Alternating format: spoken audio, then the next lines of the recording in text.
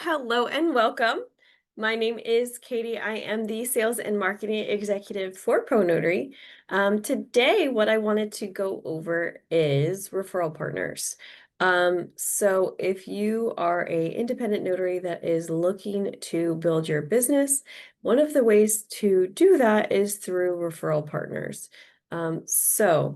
Let's go over what that looks like for a notary and how to find these types of people. So in general, what you want to do is think about your target market. So let's say that you want to work with title companies, or let's say you want to work with law firms.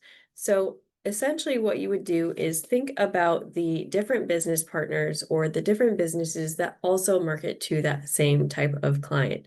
So for law firms, you would think, okay, who also would benefit from working with a good variety of different lawyers? There's a bunch of different types of people that also market to law firms, but one that is top of mind is court reporters. So court reporters as a business typically want to work with as many lawyers as possible. So in general, what you would want to do is go to your local Google, Chamber of Commerce, any of your referral networking groups, and then also reach out to that court reporter. So when you are thinking about referral partners, what you would want to do is something that is mutually beneficial to both parties. So when you think about it, for when you call, you would say, hey, I am a remote online notary. I work in the area, but I would love to talk about what it looks like to work one-on-one with you. So that way, in case I have anyone that comes across my desk that might benefit from a court reporter, or you have someone that comes across that might benefit from a remote online notary, we know each other, we can refer work back and forth.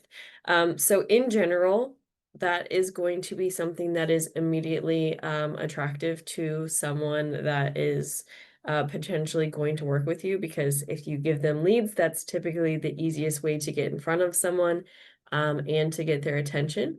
And so after that, the real work begins of fostering a relationship with that company, with that office. So I would send over some information in the very beginning, because sometimes they might be resistant. It's not always a yes, okay, I have three law firms that have been looking for remote online notary, because you have to think that that court reporter has been working with these lawyers for however long, and they trust him or her. And so to refer out someone that that court reporter has never worked with, you don't really know them in general, so they don't know how you work, they don't know your integrity, how well you do your job. So they're not going to necessarily refer work out to you until you've developed that type of relationship. So really it is a long game when you are thinking about doing things with referral partners, whatever they might, be. So if there's a title company, if there is a surveyor or an inspector that typically works with a lot of different title companies, that could be a referral partner. So the thing is that there is always the law of reciprocity. So you want to make sure that you are actually trying to actively bring clients to them as well.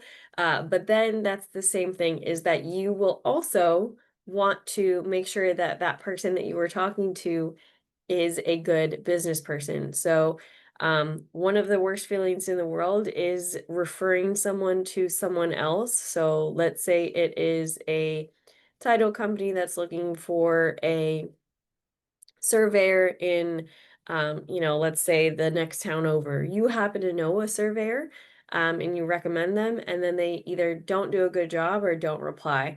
So that is something that you obviously don't want to do for your clients, but then also you don't want to represent whoever gave you that referral poorly as well. So you have to make sure that you do the base work and the foundational work from when you are, building your business, so that way that is not a terrible experience for your clients too, because the worst feeling ever is you're like, hey, how did that go? And they're like, well, they never responded, so I don't know.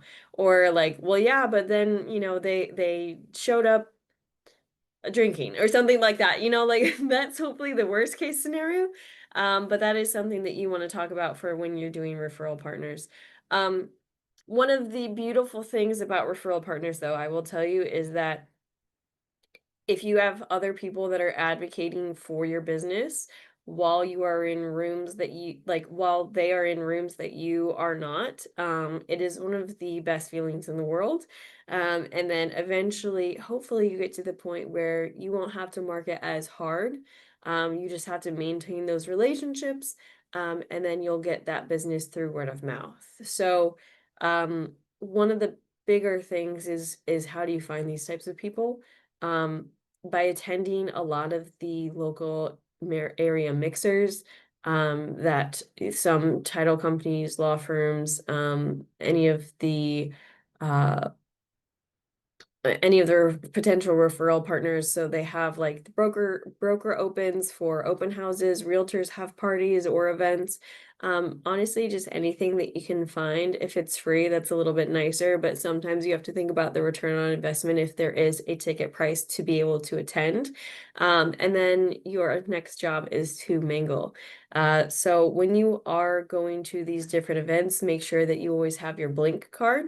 So it doesn't have to be Blink, but basically it's an app that you put on your phone, so that way in case someone does ask for your information, you can just tap phones and then they have all of your information. So make it as easy as possible for these people to work directly with you, because in addition to business cards, which I do think are important, it's easy to put a business card in the bottom of your purse or in your center console and then never have that again.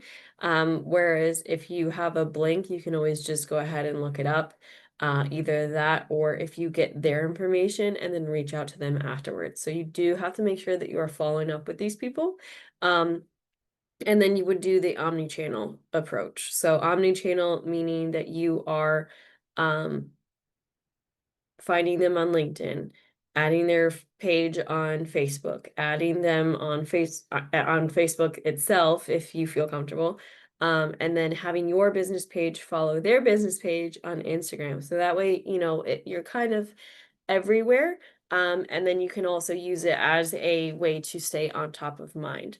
So in general, I think that the referral partners are worth it to start doing um, those types of relationship building activities. The other thing that is nice that once you do start getting referral partners is that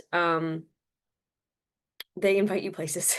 And so if they invite you to different mixers, different events, different maybe privately, private things that you wouldn't necessarily get invited to, those are always really, really nice. And then obviously for the law of reciprocity, you would invite them to other places. It's always a plus because for these referral partners, they don't compete with you. And usually depending on the type of person that they are, they'll hype you up. So that is always something nice. And then you just always would have to do the same thing. So if you have an opportunity that comes across your desk that you think would be perfectly aligned with um, that other person, I would make that connection and send over that information. One of the other things that I also wanted to highlight is that when you are referring out different people, there's two different ways to do this. So if you refer someone, like let's say on Instagram, someone's asking for a good title company in your area and you work with them, or asking for a good I it can come in all different like referral partners could be any type of business, but let's say they're looking for a good hairdresser and you have a referral partner that is a hairdresser and she refers to you all the time. Tag that hairdresser and then also take a screenshot and then send it over to that person. I thought that that was very odd in the very beginning to get text messages of like, hey, I'm referring you over to this person. It's like, okay. The reasoning why is one, to prepare them. So that way, if you do have someone that is going to be contacting you, you're a little bit prepared. And then two, you can remember that they exist. So it's a little bit of a, hey, I'm here. I'm still like in business, and also I'm referring work to you, so refer work to me back. So that is a little bit of the reasoning and the psychology behind it, because one of the easiest ways to get anyone's attention is to give them business. So the other thing is that you can do a soft intro. So in general, I give probably 2 or 3 soft intros from people within my network a day. And so I, you almost have to have like a very like free, like I would rather give away, all of this information. You don't necessarily have to be so like I don't know. Anyway, so what I do when I am referring out different people or connecting someone, or if I think that, this person would benefit from this type of business person, or like they, whatever, mutually beneficial, I will do a soft intro. So typically what I do is I just put both people in the line. I say, hi, Jack, meet Joe. He, brief explanation. This is why I thought that you guys would be good to talk to. And then I would underneath say, Joe, meet Jack. He owns this type of business. I think that you guys would benefit because, you both are targeting uh, title companies, and you both like to go to mixers. So, whatever. It doesn't have to be the biggest email in the world.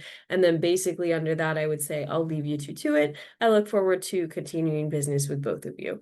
And so that is how I have been framing my emails to them.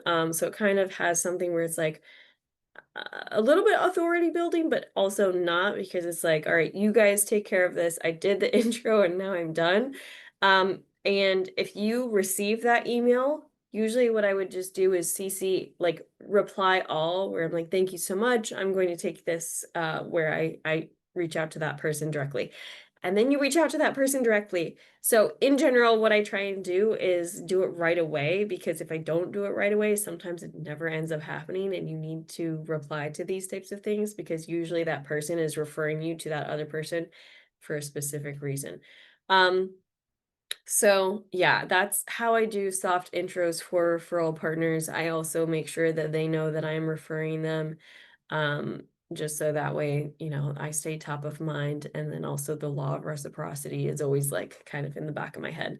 Also, it's just kind of a nice thing to do. It does help your reputation within the businesses, um, of being well connected. So I've never had an issue where I'm too well connected. It's always been good to have those types of relationships, and like a wide variety. Because the other thing is that for referral partners, you never really know who is a super connector and who is not.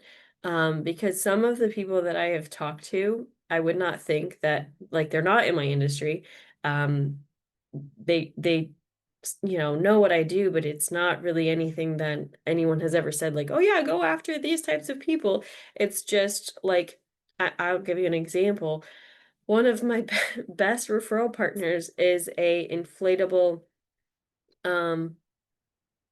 a inflatable, like, she sells and rents out inflatables within my local area. She's in the moms groups, and she refers me nonstop.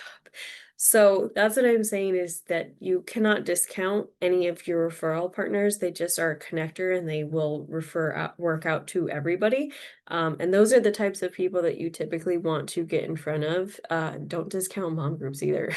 Because some of those, everybody asks for a notary. So if you have someone that can go on there and kind of monitor for when they are asking for notaries, and then also for the referral groups, when you're in like local areas or mom groups, typically you would have to check over the rules, but they have things where you can post your business on like the 1st and the 15th of the month. So I always try and do that, regardless. So our 15 minutes is all set. I'm going to go ahead and open it up in case anyone has any questions. All you would have to do is raise your hand, or I can just hit it so that everyone can talk if they want to. Um, do we have any questions?